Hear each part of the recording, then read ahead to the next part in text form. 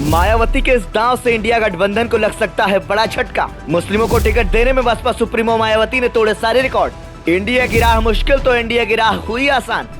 उत्तर प्रदेश की सियासत में अपनी सबसे ज्यादा मुश्किलों के दौर से गुजर रही बसपा प्रमुख मायावती ने इस बार के लोकसभा चुनाव में सबसे ज्यादा विश्वास मुस्लिम समुदाय पर जताया है। मायावती ने मुस्लिम समुदाय को टिकट देने में अब तक के सारे रिकॉर्ड तोड़ दिए हैं। दरअसल बसपा ने इस बार के लोकसभा चुनाव में 23 मुस्लिमों को कैंडिडेट बनाया है, जबकि पिछले चुनाव में सिर्फ 6 मुस्लिमों को टिकट दिया था।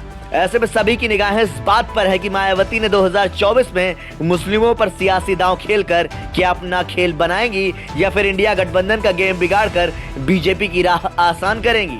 मायावती अकेले चुनावी मैदान में उतरकर 2024 के लोकसभा चुनाव की लड़ाई को पहले ही रोचक बना चुकी हैं। इस बार बसपा की रणनीति ने एनडीए हो या इंडिया गठबंधन दोनों की ही नींद उड़ा रखी है। मायावती ने सूबे की 80 में से 78 सीटों पर उम्मीदवारों के नाम का ऐलान कर दिया है, जबकि देवरिया और कुशीनगर सीट पर अभी पार्टी ने पत्ते नहीं खोले हैं। बसपा के उम्मीदवारों की फेहरिस्त देखें तो बसपा ने 78 सीटों में से अब तक 23 मुस्लिम और 15 ब्राह्मणों को टिकट दिया है। बसपा सुप्रीमो मायावती ने मुस्लिमों को टिकट देकर इंडिया गठबंधन की चिंताएं बढ़ा दी हैं, तो ब्राह्मण पर दांव खेलकर एनडीए की भी टेंशन बढ़ गई है। मायावती को मुस्लिमों पर ज्यादा भरोसा। मायावती ने सबसे ज्यादा मुस्लिमों पर भरोसा जताया है। इस दांव के जरिए बसपा दलित और मुस्लिम समीकरण बनाने की कवायद में है, लेकिन यह पहली बार नहीं है जब मायावती ने इतनी बड़ी संख्या में मुस्लिमों को टिकट दिया है। पिछले 2 सालों में हुए लोकसभा चुनाव में बसपा ने मुस्लिम प्रत्याशियों के आंकड़ों पर नजर डालें तो 2024 में ये आंकड़े सबसे ज्यादा हैं। बसपा ने 2004 में 20 मुस्लिम प्रत्याशी उतारे थे, तो 2009 के आम चुनाव में 9 मुस्लिमों को टिकट दिया था, जबकि मायावती ने 2014 में 19 सीटों पर मुस्लिम प्रत्याशियों को टिकट दिया था। वहीं 2019 के लोकसभा चुनाव में सिर्फ 6 सीट पर ही बसपा ने मुस्लिम कैंडिडेट उतारे थे। हालांकि पिछले लोकसभा चुनाव में सपा के साथ मिलकर बसपा चुनाव लड़ी थी और प्रदेश की 80 में से 10 सीट पर सपा बसपा गठबंधन ने मुस्लिम कैंडिडेट उतारे थे। सपा ने अपने कोटे की 37 में से 4 सीटों पर मुस्लिम प्रत्याशी दिए, तो बसपा ने अपने कोटे की 38 में से 6 सीटों पर मुस्लिम उम्मीदवारों को चुनावी मैदान में उतारा। इस बार सपा ने फिर से 4 सीटों पर मुस्लिम को प्रत्याशी बनाया है और 2 सीट पर कांग्रेस ने टिकट दिया है, लेकिन बसपा ने 23 मुस्लिमों को प्रत्याशी बनाकर अपने सारे रिकॉर्ड्स तोड़ दिए हैं। बसपा अपने गठन के बाद से पहली बार इतनी बड़ी संख्या में मुस्लिमों को टिकट दिया है। उत्तर प्रदेश में करीब 20% मुस्लिम आबादी। उत्तर प्रदेश में करीब 20% मुस्लिम आबादी यानी 3 करोड़ 84 लाख के आसपास की जनसंख्या है।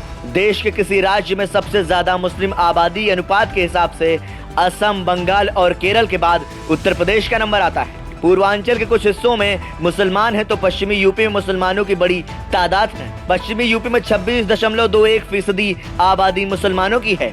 सूबे के 7 जिलों में मुसलमानों की आबादी 40% से ज्यादा है। इन्हीं 7 जिलों में से 6 जगह पर मुस्लिम सांसद 2019 में चुने गए थे, जबकि 2022 के चुनाव में बीजेपी को इन्हीं जिलों में सपा से सियासी मात खानी पड़ी थी।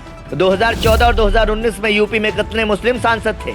साल 2014 के लोकसभा चुनाव में यूपी में एक भी मुस्लिम सांसद नहीं बन पाया था, जबकि 2019 के चुनाव में उत्तर प्रदेश से 6 मुसलमान सांसद चुने गए थे। इनमें बसपा और सपा के 3-3 सांसद रहे। बसपा से कुंवर दानिश अली ने अमरोहा से, तो अफजाल अंसारी ने गाजीपुर और सहारनपुर से हाजी फजलुर रहमान ने जीत हासिल की थी। वहीं सपा से आजम खान ने रामपुर से, शफीकुर रहमान बर्क संभल से, तो डॉक्टर ST हसन मुरादाबाद से चुनाव जीतने में कामयाब रहे थे। हालांकि 2022 में आजम खान के रामपुर सीट से इस्तीफा देने के बाद उपचुनाव में बीजेपी ने कब्जा जमा लिया था। यही वजह है कि यूपी में मुस्लिम मतदाताओं को साधने के लिए सभी अपने अपने स्तर से कोशिश कर रहे हैं। आजादी के बाद से 90 के दशक तक उत्तर प्रदेश का मुस्लिम मतदाता कांग्रेस का परंपरागत वोटर माना जाता था, लेकिन राम मंदिर आंदोलन के चलते मुस्लिम समुदाय कांग्रेस से दूर हो गया, तो सबसे पहली पसंद मुलायम सिंह यादव के चलते सपा बनी और उसके बाद समाज ने बसपा को अहमियत दी। इन्हीं दोनों पार्टियों के बीच मुस्लिम वोट बढ़ता रहा, लेकिन 2022 के विधानसभा चुनाव में मुस्लिम समुदाय ने एकमुश्त होकर सपा का साथ दिया था। मुसलमानों का सपा के साथ एकजुट होने का फायदा अखिलेश यादव को मिला था। 2022 के चुनाव में 83% मुस्लिम समुदाय था सपा के साथ। रिपोर्ट्स के मुताबिक साल 2022 में 83% मुस्लिम समुदाय समाजवादी पार्टी के साथ था। यही वजह थी कि बसपा और कांग्रेस के मुस्लिम उम्मीदवारों को भी मुसलमानों ने वोट नहीं दिया था। असदुद्दीन ओवैसी की पार्टी AIMIM को भी मुस्लिमों ने नकार दिया था। इतनी बड़ी तादाद में मुस्लिम समुदाय ने किसी एक पार्टी को 1984 चुनाव के बाद वोट किया था।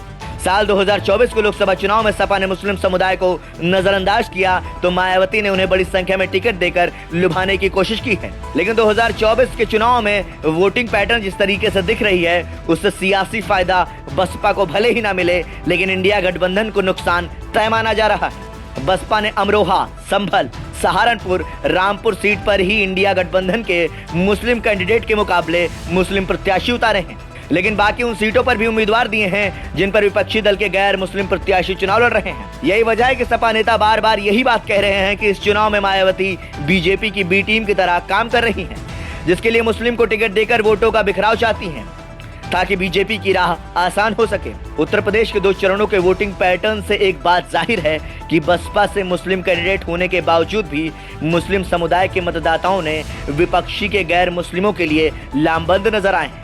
राजनीतिक विश्लेषकों की माने तो बसपा मुस्लिम को उनकी आबादी की तुलना से ज्यादा टिकट दिए हैं, लेकिन मुसलमानों का विश्वास जीतने में सफल होती नजर नहीं आ रही है। इसकी एक बड़ी वजह यह है कि मतदाता 2 धड़ों में बटा हुआ नजर आ रहा है। इंडिया की राह मुश्किल तो एनडीए की राह हुई आसान।